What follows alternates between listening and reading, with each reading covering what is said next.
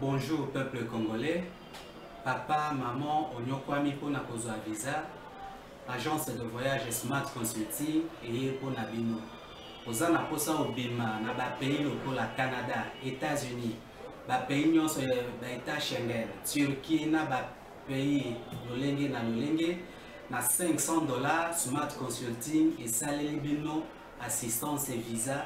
Ba bourse peut être disponible pour na bana nyonso baza na posa okokende kotanga libanda pour na pays ya Tunisie, Chypre et Biélorussie. Oza na posa ya kozwa biso toza esika ya kobonga te okomi na rond-point Willery na avenue Louvungi 165 l'immeuble Kazam na premier niveau.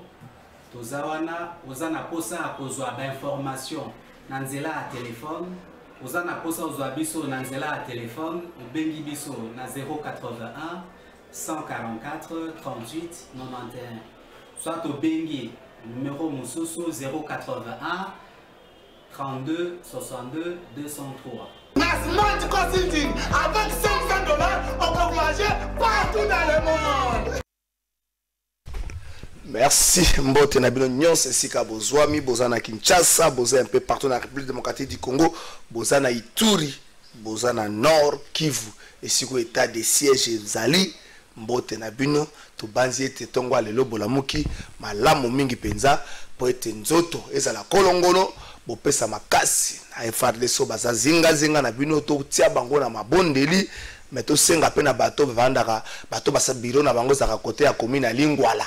C'est-à-dire bateau bakenda ka parler du peuple ba revoir pe les foot na condition de vie à militaire et comme ba maison préfabriquée et qui ndi makasi ba militaire ba kota na ba condition malamu ndako moko ya kanga na vanda na kamba ya dingi na kala na kamba ya vers les années 86 ezaki na lokumu sokozo na kata kamba ya dingo zoka lokumu président de la République zongi cela mabota ba militaire lokumu wana pour le loro soko lekika libosa ka lufungula uzo utala bana ka lufungula so ba bimi classe tango bazongaka batoyo ba comprendre no makambute balobelaka bana na mabe bana ba soda siko bana ba soda batata na bango nde baza sikoyo na Nord Kivu batata bango nde baza na Ituri nini tozopesa na bango est-ce que sensibilisation to ça na réseaux sociaux na eza tributaire ya comportement quotidien na biso face à babota ba militaire ce qui est tributaire on to tika hypocrisie. Je ne suis pas contre la sensibilisation mais to tika hypocrisie comportement na biso à tous les jours face à ma famille à ma militaire et bongeza la malamu ndenge moko et ko landisama na sensibilisation to ça na ba réseaux sociaux pour ce que tozo mono za makasi o tie photo la kati lo sako na soutenir ba leopard mais ngana boye na bi ko finga ba militaire na ba famille na bango o monte ko sa eloko te ngabe na ko esa militaire na mutata bo moni ya finga kabino et ko sa eloko moko malamu te ba militaire bazaba o ya biso ndenge to ngi tombola ndenge to tombola ka deni mukweli ndenge to tombola ka bonso ba mata to tombola pe ba militaire po ete ba pesa ka makila na bango pona ekolo on a ka introduction na sukisa likambo na bandaki na début ya semaine na sukisa ngo na clôture ya semaine oyo ministre ya communication et média ba lobi organisation ya activité samaki samedi na RTNC zaki na maboko na yo pona ko lancer campagne pona ba fond bato ba mobiliser ba fond pona ba FARDC mais bato oyo yozo pesa eloko wana mutu oyo a moderaki bato basaki zinga boko pesa te mutu a moderaki posenga na bato batia mosome mutu wana finga ka bato quelque part mutu moko azaki na $1 na yazo ya kotia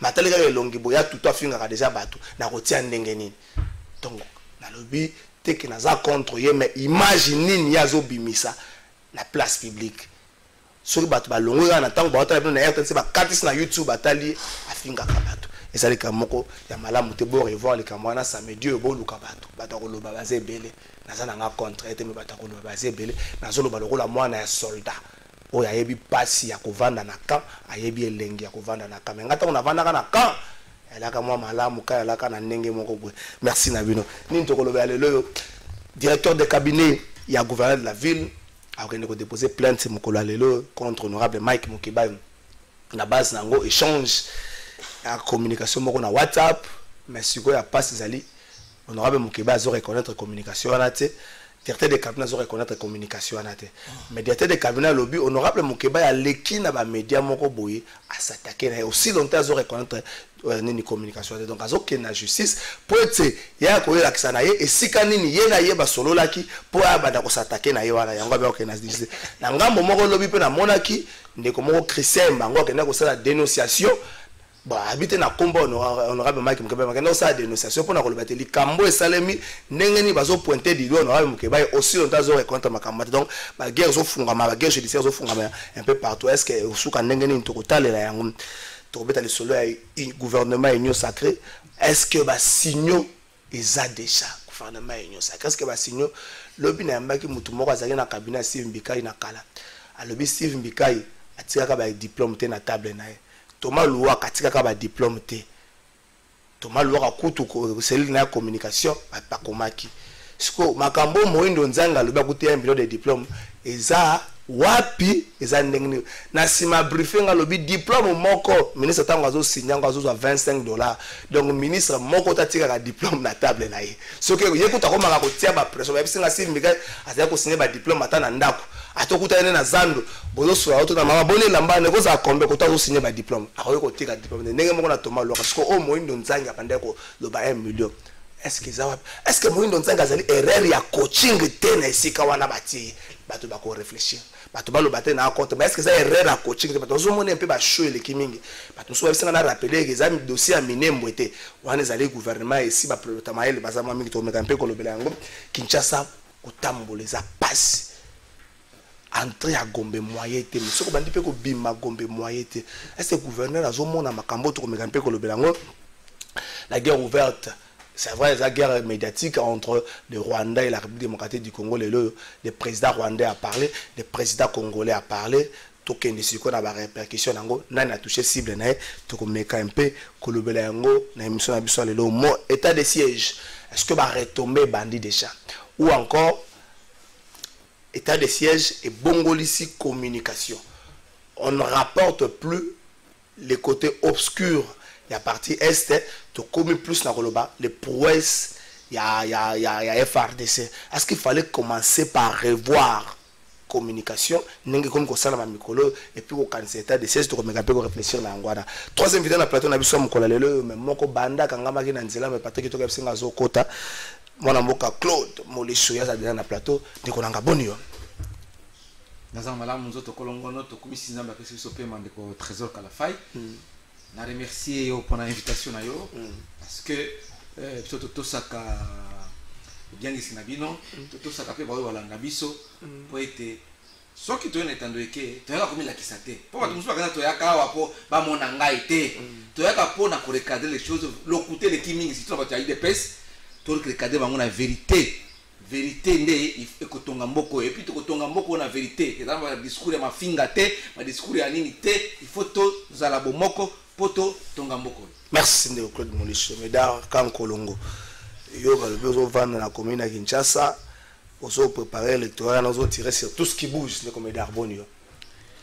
Mbote ndeko nanga trésor kala fai mbote na muninga nangai batu balobaka to sona kamena linga kaye mingi na mwana kiye mikololeki na pundu na kinga kati azolia kaye moko na mama wa oro na sepeli kokotana naye Claude Molicho la pesi ba ya ba kolanda biso pe mbote mais surtout na yo moko pe félicitations parce que aujourd'hui votre émission vous a beaucoup suivi et ça rendez-vous na baitani mokola na zoleka na moni na niveau ya Willery batu batie ba pelisina groupe donc bakomi ko zela yango c'est pas facile dans un contexte difficile ko se tenir ko se maintenir.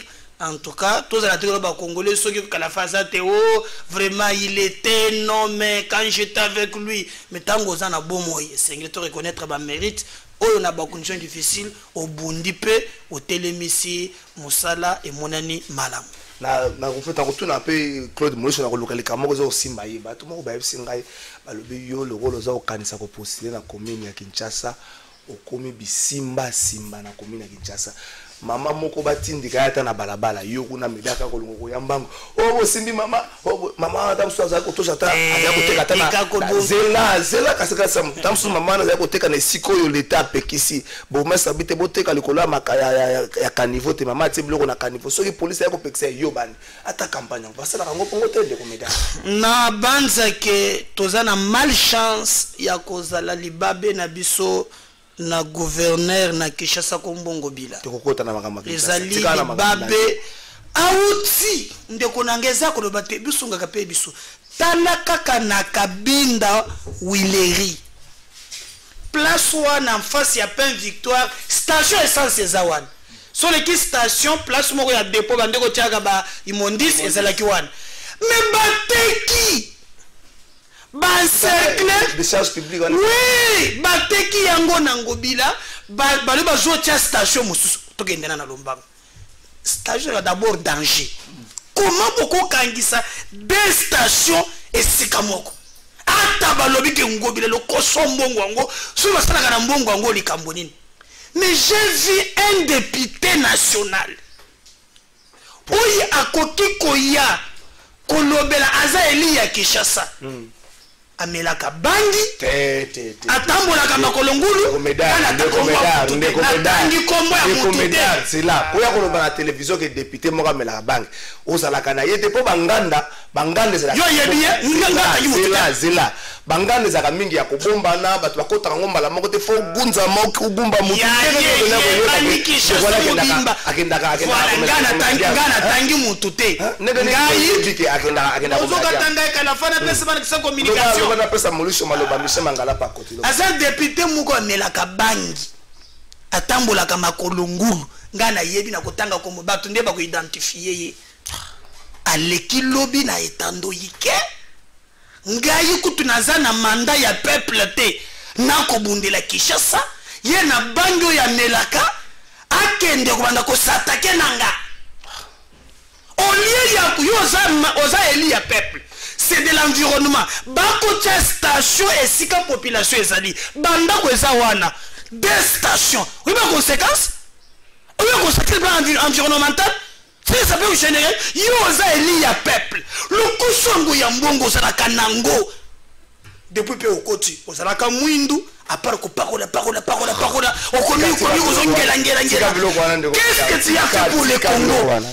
donc melimili ngelekio na mutu olio sala musala batindelio tu veux t'attaquer à moi bato bebisinga président kolanda yete etumba pe ya Kinshasa ngana ko bunda na ngobilo ngobela ko tinda ye babisinga za na antichambre na ye oza eli national oza na antichambre so mele trouble au confond na antichambre ya ngobilo et ça passe pas mawa nous voulons bato obeba musala na bango mais je vais dire à Gentini ngobila et loko ya Kabinda wana station osala mawana te nous devons nakoyebisa yo je suis un Congolais j'ai les droits ce pays n'appartient pas aux politiciens ni à pas dirigeants nous avons les mêmes droits et le même devoir et nous gouverner c'est prévoir au côté des stations ici comme au côté na yebisi bana komi na Kinshasa tokosala mobulu te toko respecter mibeko tozala légaliste toko utiliser ba mécanisme prévu par la constitution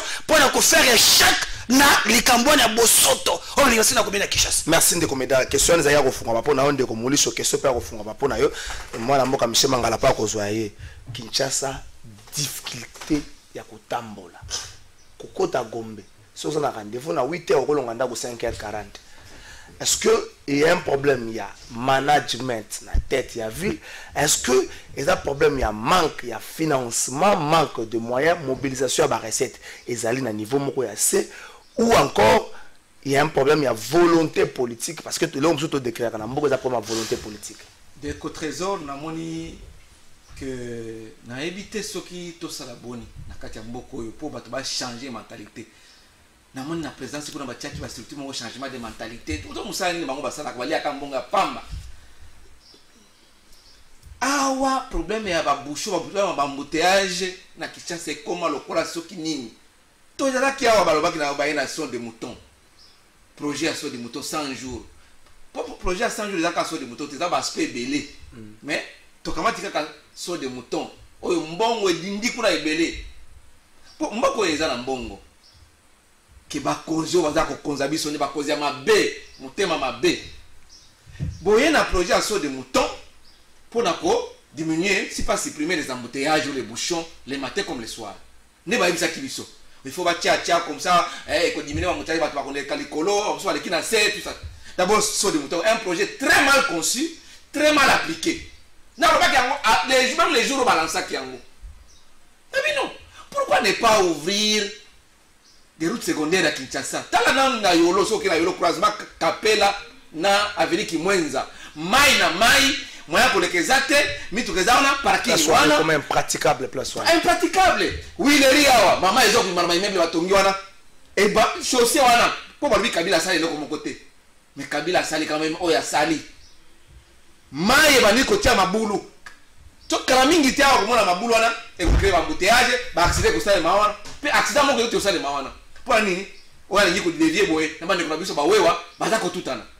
Donc, tu évites ce qui pour concevoir les locaux pour l'objectif fini. Dans le management, la conception, la réalisation et l'évaluation. Est-ce que si on va évaluer déjà d'abord, dans la chose de mouton, impact sur le plan social.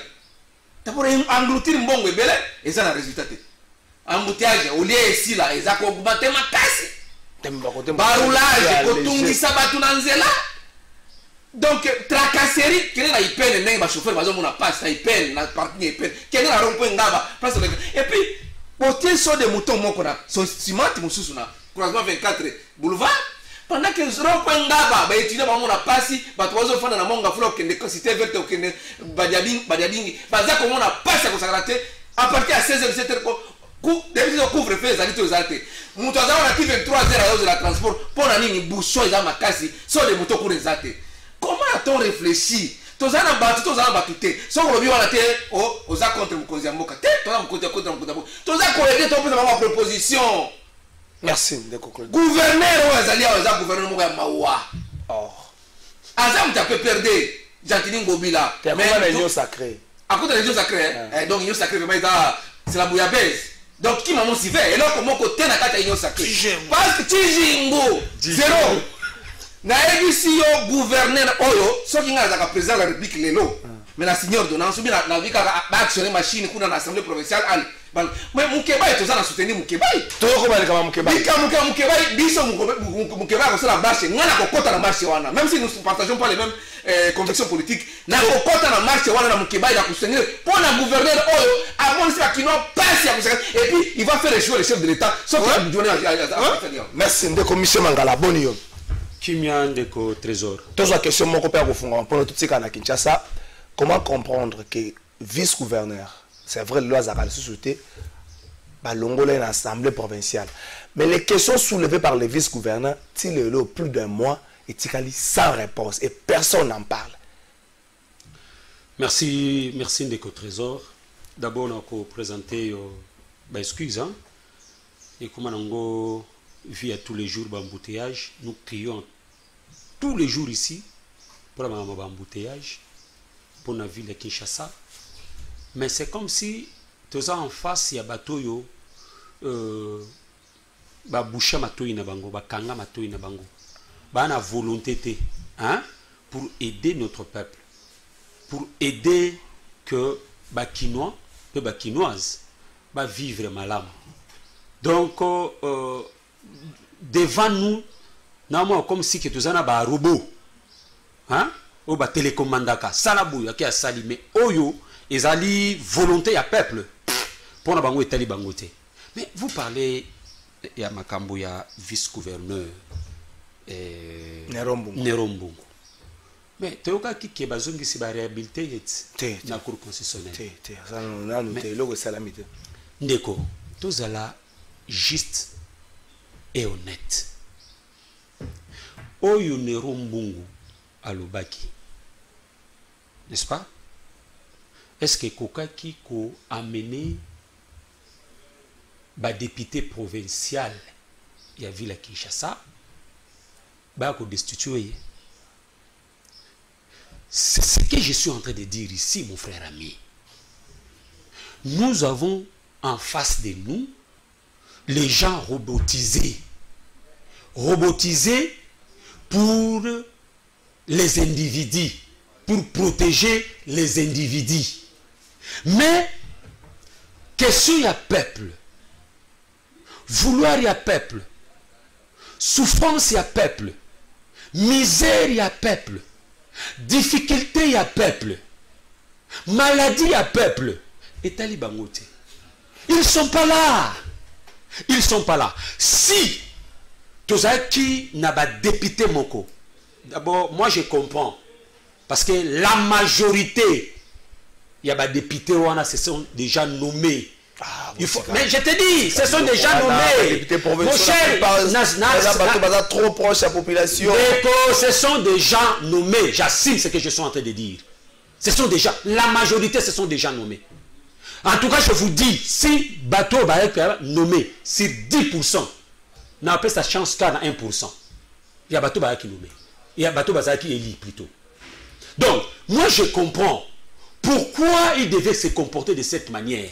Parce que, question soulevée par le vice-gouverneur, surtout si un gouverneur, un député sérieux, Ndeko, surtout si un député sérieux, on devait d'abord savoir pourquoi Ndeko a lobby Makambouana. Mais Bango va tomber directement sur le vice-gouverneur. Et c'est clair et net. Ndeko, la majorité des députés, on n'a pas servi le peuple, on n'a pas de cop. Et attends, Bango, bazu chance ngenge, ba nommé Bango, ah. Non, ça outragité. Et ça outragité. Mais ça se justifie. Merci de commission. Ça se justifie par rapport. Yandenge la vice-gouverneur. Merci de commission Mangato. C'est normal. Merci.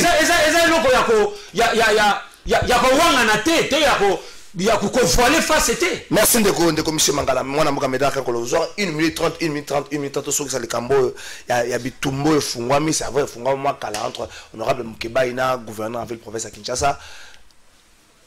Directeur de cabinet lobby, a reconnaître communication. Honorable Mukeba, il parle déjà, a reconnaître communication. Donc, Bangomi Balé, a reconnaître communication. Mais Nangam Momoko, na sorti na les besoins de Mukeba, na reconnaître en côté, mais Mutasali Makambo Keba. Je me réserve le droit à revenir pour nous fonder la justice. Dans le moment de de cabinet l'hôpital, il y a Albert Zoré contre mais va s'attaquer Nangaï. Nga le quoi Zoré contre na kende la justice comme ça aya aye bisangai et si quand ninga na eto sola ki makambo. Peut-être un certain moment tu rappelles justice na ndenge moka mabe.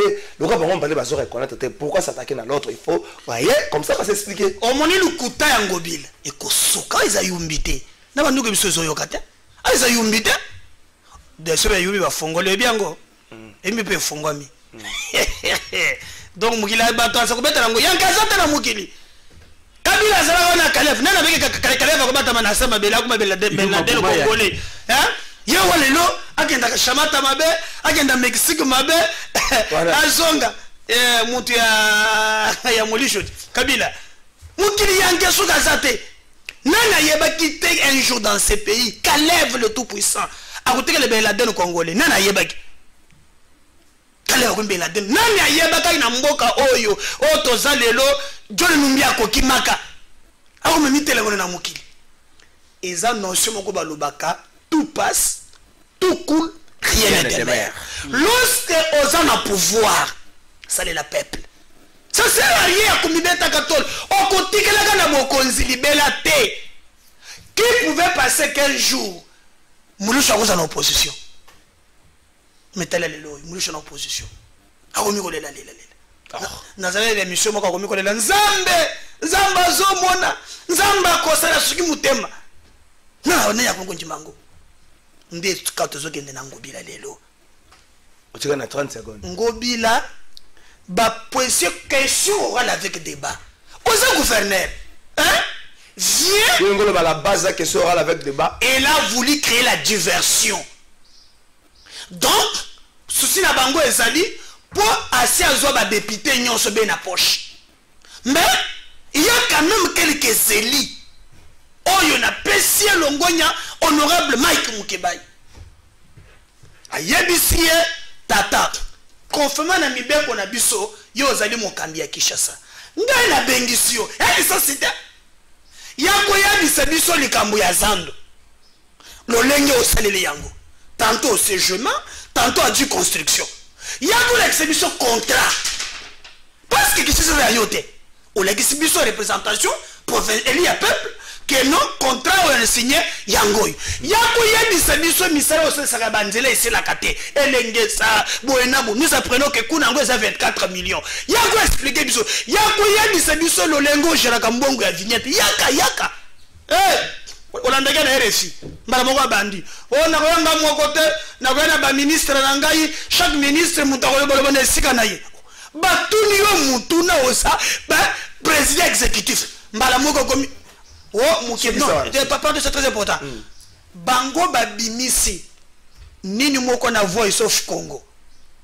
Natani même na site que o Mukebai azo senga directeur de cabinet Jeep azo senga ye bambongo asengi directeur de branché pa ya Ngobile. Nde Mukebai lobi nga Mukebai OK, loko les abongo. Makampa ya alo bako selaka bato te soki na bengi molisho bato ya RTL ba ko bimisela nga numéro na ko kende likambo na miango na bazuzi comme ça bazuzi ko tala keno bo benga naki bo sala ki boy tango bayoti kaka ke likambo ekei na bazuzi eke directeur de bina Ngobila aya ko lo bazuzi ba benga naki abalobi lisusu on est venu Kambouara te kufuna Mukebai boko kosa Ngobila et puis bato soko saye ba journaliste zo pesa bangona ba député ba melaka bani Ngobila ko répondre ye moko akuzana binote akuzana ye moko. Merci de comédia ndeko Claude Molicho. Est-ce que ndenge de comédia lobby il faut tout lier en na question orale avec débat ou encore ça li guerre na bango banda moi kala obi na bitumba baloko baka attaquer les côtés les plus pété so moninga za na problème na ba vente ko beta ndeko te kuna pozoyer.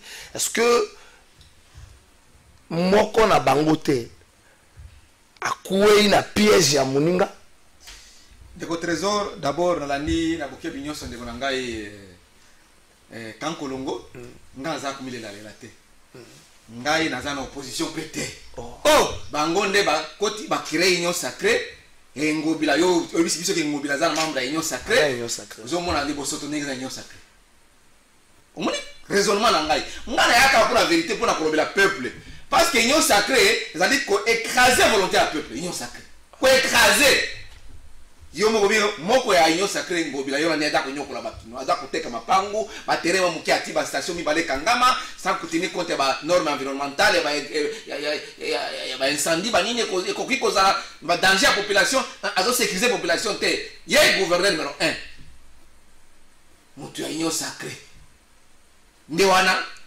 baza kozwa bango na union sacrée total la bango na union sacrée naza kobilela te mais ici même au Québec toujours bela waza membre ya union sacrée ye mo kasi tsika ka membre union sacrée nabi yo union sacrée gouverneur Njatini Ngobila union sacrée na union sacrée kaka bosoto ka boye union sacrée ya mino non biso to lobi boye pour la vérité nabi Mukeba ya na raison parce que PC déjà raison oui aujourd'hui avec les nouvelles technologies mon frère okoki ko zana na téléphone moko o sali de WhatsApp o sobi communiquer yo moko. Donc yo appel WhatsApp ko benga mo ba même la communication par message okoki ko sala yo lelo avec les nouvelles technologies bako kineta na ba Vodacom les soki ba na ko sa publicité ba entreprise de téléphonie cellulaire bako kindi kuna oko vérifier ko seulement parce que lelo ingénierie numérique est comme très poussé. OK. Lelo. Donc Mukebai a sali musala le kola député. Même si la union sacrée sur la vérité il faut qu'on soloba. Même si moi je suis pas membre de l'union sacrée.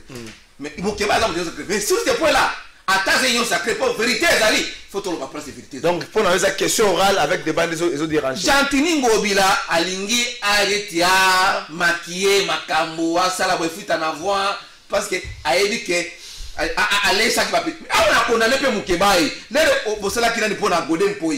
Monsieur pour la godem poi. Oh to ça une réconciliation godem poi. Aucun GB pa pesi no mbongo $12,000 na mutu. Na za pe na montant. Na adresse c'est pas pesa kibango. Oui. Mais lelo pona Ngobila ko. Nam da pesa bon. Oh. Est-ce que na godem poi akoyaki na muso basala ki akoyaki? Non mais ba député. Akoyaki te. Compte ba député. Abima. papa. Mike comme député. Comme député. Comme individu, ok. Comme député provincial. Est-ce qu'il y a des qui est pas dans la carte de député wana bango basalaki non. Limosa les mandat bango bandaki 6. Azalaki ko beta sete abeta ki sete pona Godepoy. Yemuke bai. Guerre la Godepoy. Mais les Amélie la carte de sacré atondi aniati. Non bien. Na ko soutenir ko na dossier ya Gentini Ngobila osana raison. Au sali action parlementaire d'ailleurs comme député provincial ou interpellé gouverneur. Gouverneur Yakoya. C'est légal. Au copé ça, ma réponse d'ailleurs par rapport à la question sur les gouverneur. Attention, ministre provincial les ministres n'ont pas droit à la parole. Quand on interpelle le premier ministre à l'Assemblée nationale, est-ce que le ministre va répondre? C'est le chef du gouvernement qui a la politique générale de son gouvernement. Exactement. Gentini Ngobila, si on a été la gestion à Mamoka, il a évité ce qui ont une sacrée à moi. Merci. Président de la République. Zouaka Bissoto dans l'union sacrée, Tokosani Sayo, Baténion sacrée, Sayo. Merci. Ndeko Michel Mangala likambo moko est-ce que ndenge bango ba lobby est-ce que ça li question orale avec débat ndé eza à la base ya makambo ou encore bakoza na ba guerre na bango ba bandango mwa kala même à un certain moment ba bakena na justice soka sentir que non na ndenge ya biso ya libota to ko bongisa que na justice to bongisa likambo. Non Moussala eza Moussala. L'honorable a fait son travail. Il faut reconnaître ça. Asali Moussala naye en tant que député. Vous comprenez? Alors, et comme l'ikambouté de façon que Lukako salir image à Moutou. Là, en tout cas, c'est pas bien et c'est pas correct. Il faut être objectif à des fois dans certaines choses. Mais ngai et le Goka n'a regretté pas honorable Mike Mukebai. Il fallait même pas côté na union sacrée. Attends même à Fingaki Fayulu à Fingi Muzito. Mais s'il vous plaît, non. Mais vérité. Je dis, n'a pas sa point de vue nanga. Pour son point de vue, ne faut pas la makambo. Non, je dis ceci parce que vous savez, hein, combat il y a honorable Mike Mukebai. Il y a combat peuple. Mais dans le combat ils ont incarné aujourd'hui. Batoba Lingaba Lingate n'a failli na Mozito. Ah, mais je dis, s'il vous plaît, s'il vous plaît, de Rotozor. Attends même à l'Inda qui a Kabouana, na le président légitimement Eli Martin Fayulu, na coordonnateur à la Moka de Mozito, il fallait garder position en tant que défenseur du peuple, qui a côté dans la union sacrée. Moi personnellement, je suis conseiller. Parce que na kati union sacrée wana awazala combattu par rapport à la position na ye. Il sera combattu yango ndeko molisha oloba bosoto. Il va ni na kati union sacrée, dite sacrée. Donc si moi je peux parler auprès de honorable Mike Mukebai. Hein? Lobango to sukisa. Kasi wana oloba. Lobango to sukisa. On a combat na ye. Honorable Mike Mukebai, soit à moi mobile, à courager, à banga etumbate, soit à mon akulutu na ye Fayulu, à mon akulutu na Muzito, babongisa. Azonga na la muka. Ça c'est moi qui parle. Sukisa, c'est le sukisa. Azonga pa ya bakulutu na ye. Soit il quitte l'union sacrée à sa la position na ye. Et comment il y a combat à peuple? Comment un combat à peuple? Abunda, Nabatoyo, va accompagner peuple. Merci. Ça, c'est la première des choses. La seconde des choses. La seconde des choses. Ngai, Naolinga. Comme, bah, Fundaye, honorable Mike Mukebai, procès qui est Inasuka. Parce que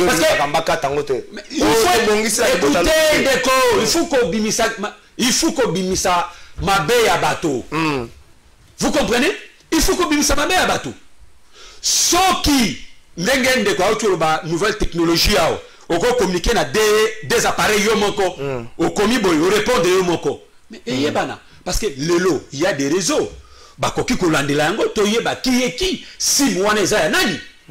pour raison de vérité. Parce que oyebi tala nuire la réputation ya mutu, ce n'est pas quelque chose qu'on peut accepter. Merci de commission. C'est pas quelque chose qu'on peut accepter. Le coup ya mutu ezaka négociable te ki bo moto ezaka négociable te.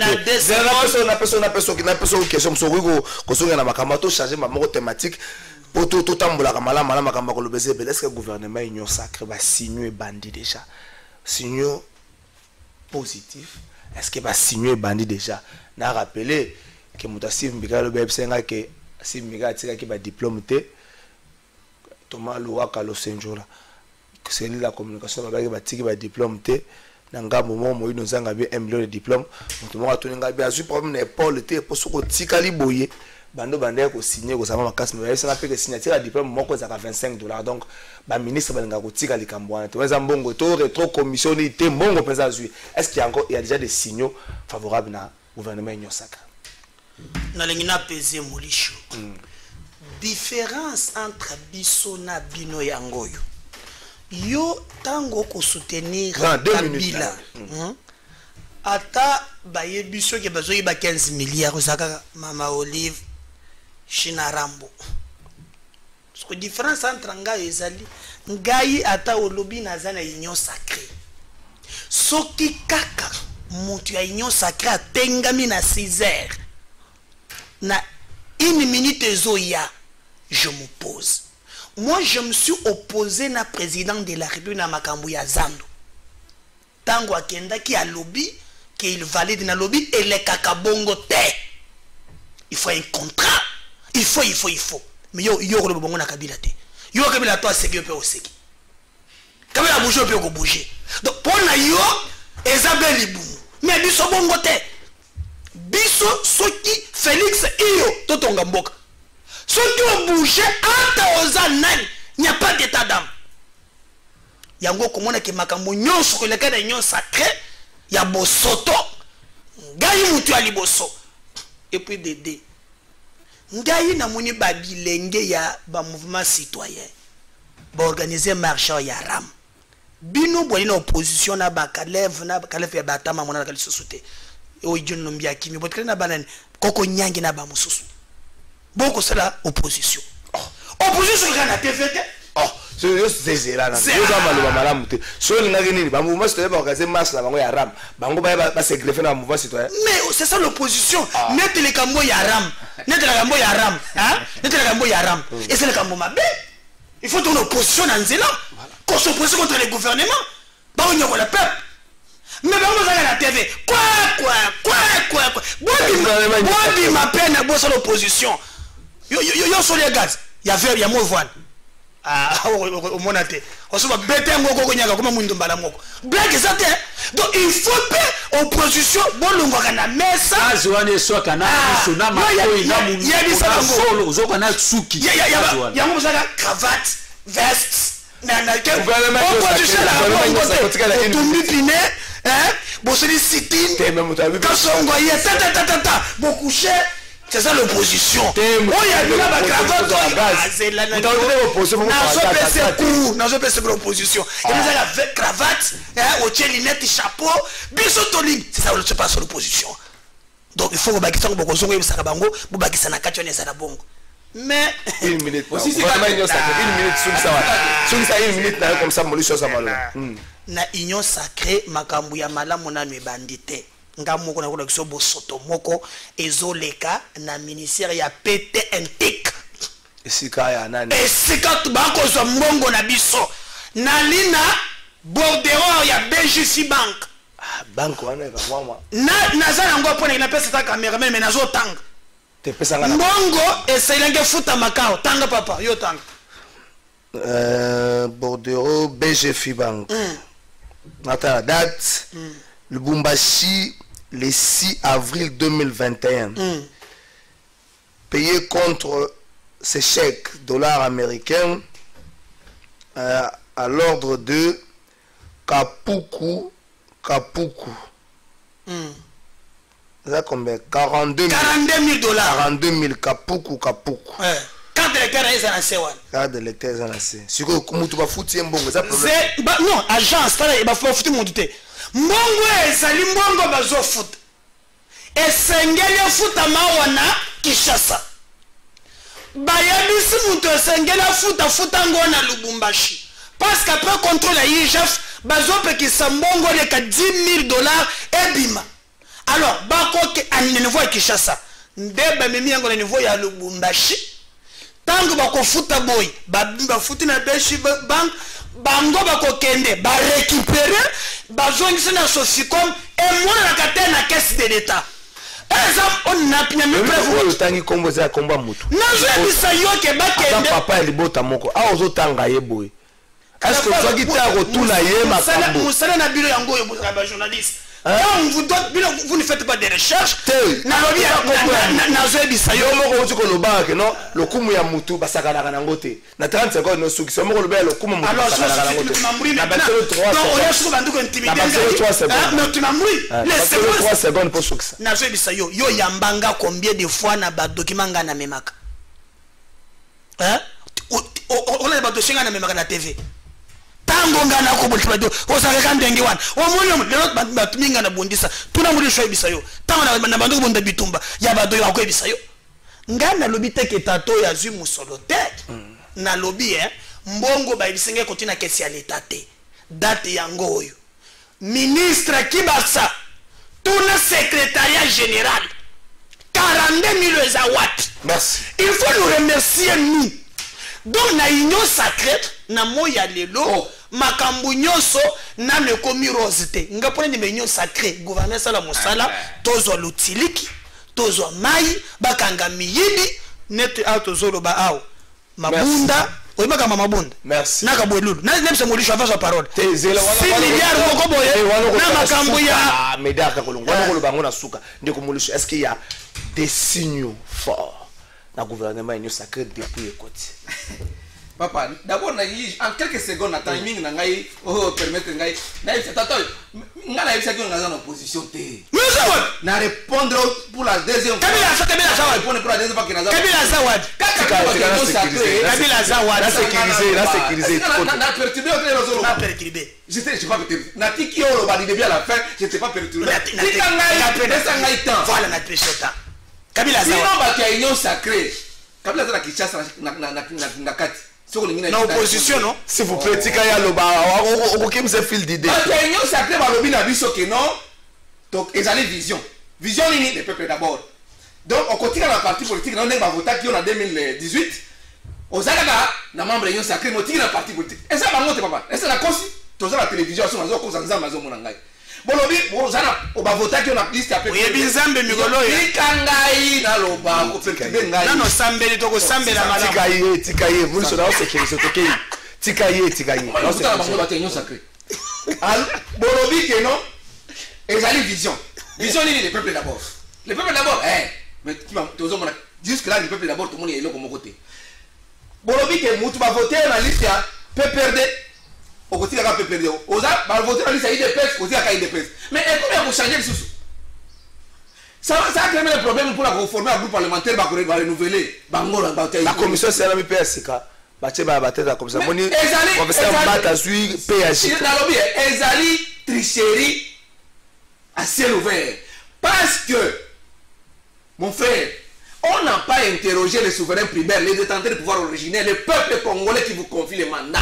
Ce n'est pas un niveau de comme membre de l'Union sacrée, comme la majorité, comme la opposition. Moi, je ne suis pas dans l'opposition. Gouvernement. Ok. Attaque au Tango, Maro, Mabunda, on est Union sacrée, ministre Amino a pété un petit qu'on est dans l'Union sacrée.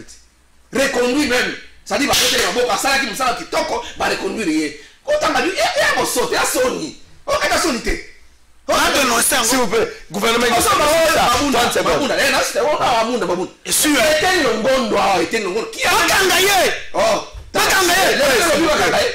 oui,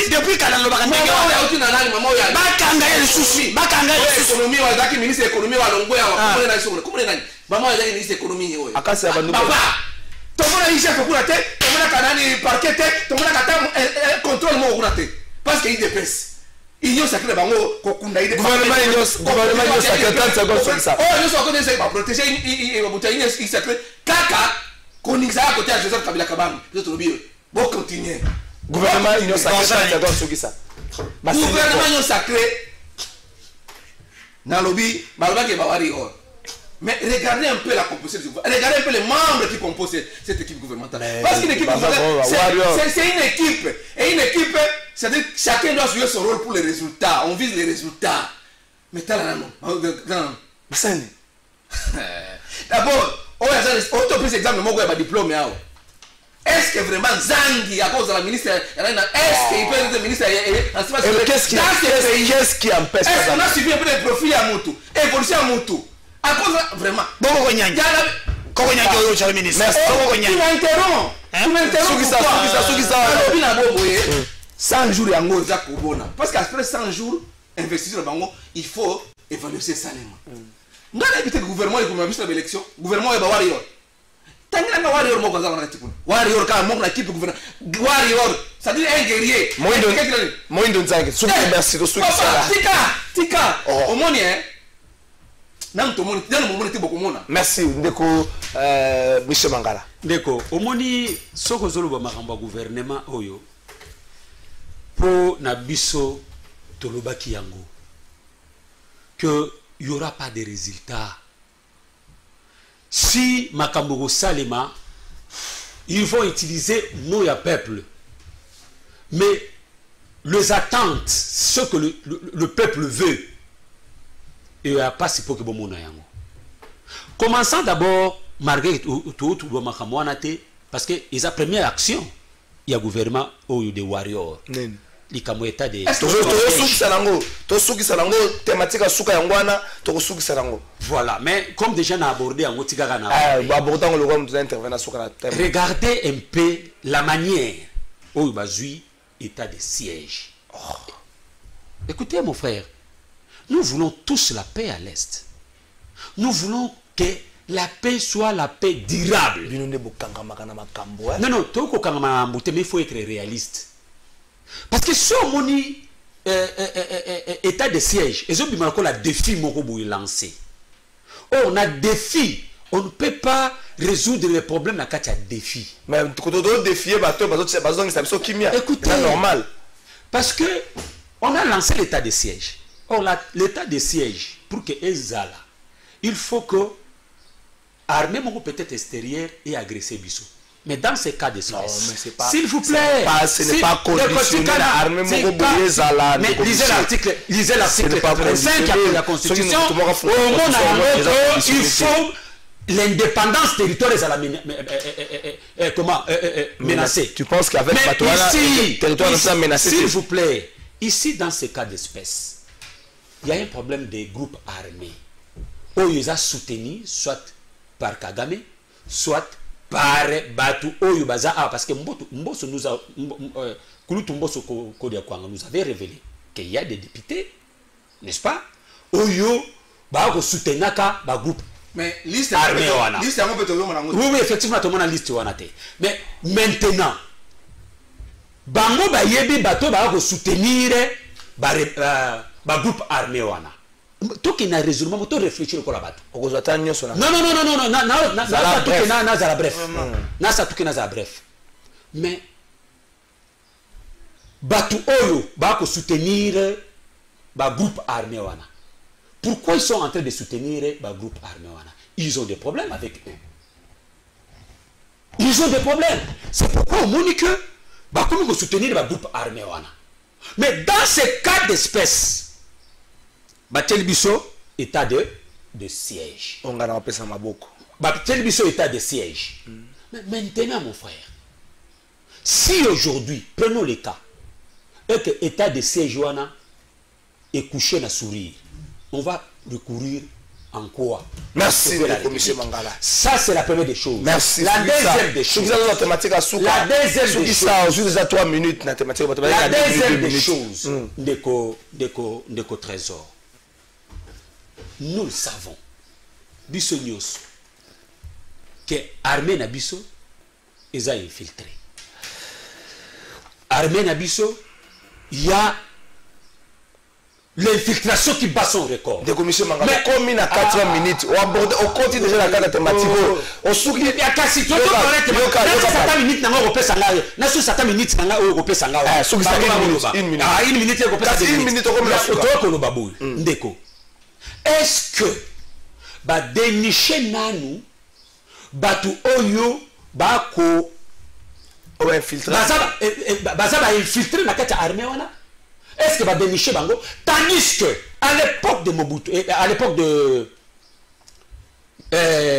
comment Kabila a initié qui ba réforme.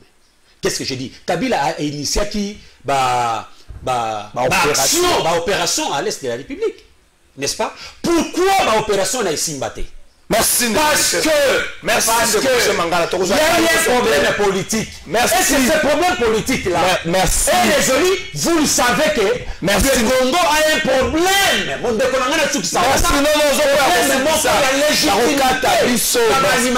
Merci. Mais écoutez, est-ce qu'on a résolu ce problème? Merci de commissaire Mangala. Merci de commissaire. Il faut savoir faire les choses, mon cher ami. Monsieur Mangala, merci. Mtakara yo kacha bimaki kala. Nanga kuta so lukanzela nini akende. Non, et la question à Kachi. Merci. Et la question, comment sa solution durable dans notre pays. Merci. C'est ça le problème. Tout ce qui ça. État de siège, guerre communicationnelle ouverte entre la RDC et le Rwanda. On verra qui gagnera. Je crois que l'état de siège n'est que médaka kolongo comme ko ça va retomber nango mais bato mususu balobi que communication des ali orienté na ndenge mususu na kala communication orienté plus na babomi vidéo basali boy mais le communication comme orienté na ba prouesse FRDC est-ce que les alités des côtés aux simba nanu au-delà il y a des résultats sur terre et puis la guerre ouverte entre RDC et Goma on verra. Je ne pouvais pas passer dans ma cambo na yoki azolo ba dodo mulisho lebiton ta ba membre za na gouvernement o azomo na bangote na lengi na tanga quelques membres du gouvernement na comparer na ba membre Kabila Tchaki na moni cette dame brave dame oh la princesse Adèle Kainda za na portefeuille tu peux le comparer avec qui? Na ngam na koko nyangi kuna sa professeur yo mi place koko nyanga tangisa ngana mo perturber yote na tuni yote na tole mi mangala yo bi le université koko nyanga tangisa professeur vous avez construit na moni na ko mona eleng par exemple le ministre de la communication le média tu peux comparer avec na ya bino lukuta oyo obuzake nango wana tu peux prendre le ministre oyo na mona za transport comme ministre bakisaka Cheriba Okende mama F Bazaiba la ko comme bakisaka na yebi que moi entre parenthèses nani oyo je vis les jeunes que j'ai vu na transport commun Jean-Marc Ekila moi je le connais personnellement très intelligent donc soit le gouvernement one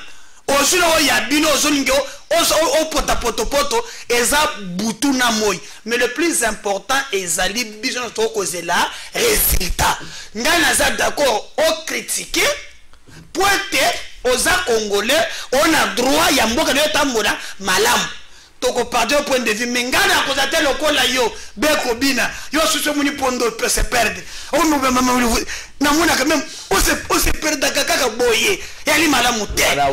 Wana solo ba baza munde kona soko mutamoni pondo zelo ko songa libota ko lo baka. Ya je ngapela za la bongo.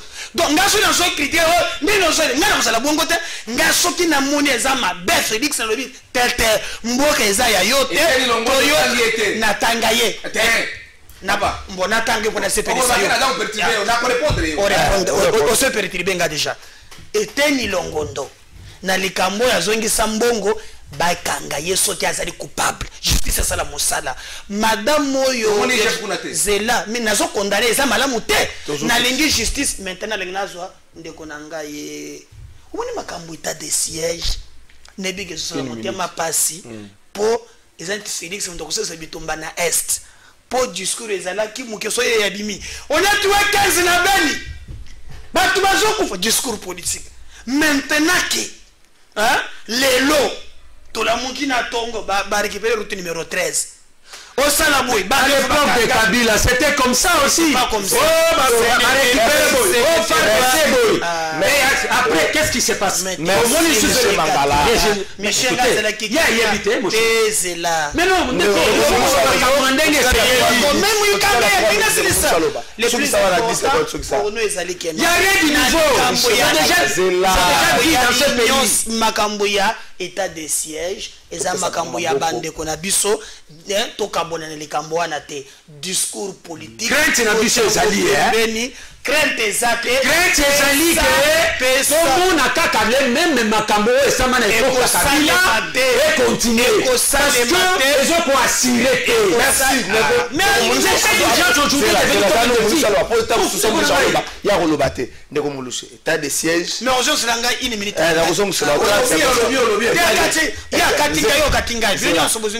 état de siège et puis la guerre ouverte entre la RDC et la Rwanda, mais il faut le passer, la guerre communicationnelle. D'abord,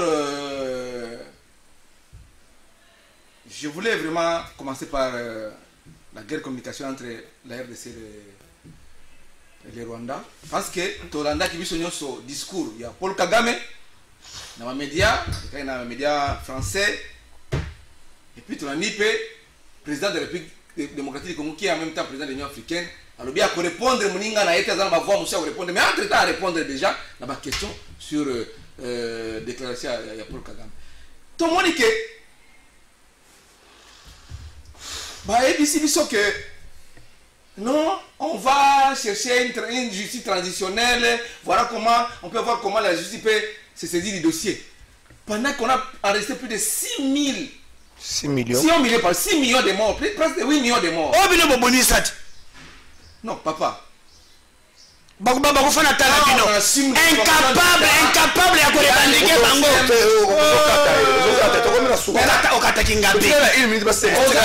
Principe la continuité de tes alaka. Au consumer les passifs et les actifs. Mais c'est ça. Mais les autres, comment on dirait que tu as posé à faiblesse par rapport au Rwandais. Ceux qui ont eu Kabila, ont fait des déclarations sous les bois. Non, ah, t'es. Sous les bois de parce que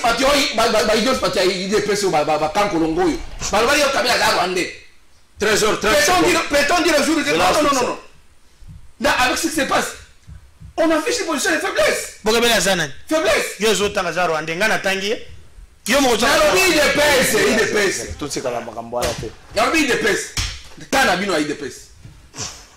état de siège. Moi j'ai soutenu l'état de siège. Ok. J'ai apprécié lorsqu'on a décrété ça. Mais j'aurais voulu que ça s'élargisse jusqu'au niveau de Sud Kivu. Sans qu'on a l'information, c'est plus de 200 rebelles burundais qu'on appelle Imbonarakure. Depuis les 15 de ce mois de mai. Il y a un mouvement de la société civile. La Sud Kivu. Insécurité sur le plateau, les hauts plateaux. Des Tomboué, des Minemboué. Merci. Il fallait qu'on élargisse. Tina, la Sud Kivu. C'est parce qu'il faut changer les méthodes. Merci. Mais il y a cause à faire devant les Rwandais. Et ça peut décourager les Congolais. Merci de Komuliso, merci de Monsieur Mangala, merci mon amour Kameda quand Kolongo de Komoko a commis l'émission de Kojano depuis ma campagne. Est-ce que le gouvernement a yébini les alliés importants et nécessaires pour la population de Komoussous a commis Kombote.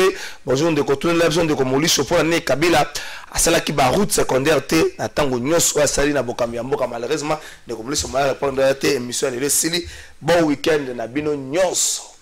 Mais il y a des gens qui ont dit que